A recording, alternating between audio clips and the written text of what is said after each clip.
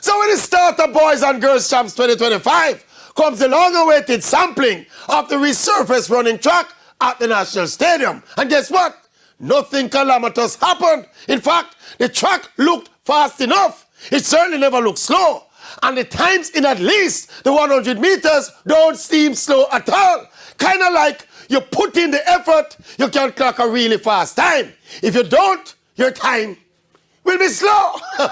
To use a cricket pitch analogy, the new stadium track is like a good cricket pitch. If the batsman hold on him head and bat, he will make runs. If the bowler bend him back, he will take wickets. Right now, the athletes can only do what they have to do by putting down the performances and leave the politics of the certification of the track and the possible ratification of any records that might be run. Leave that to the powers that be.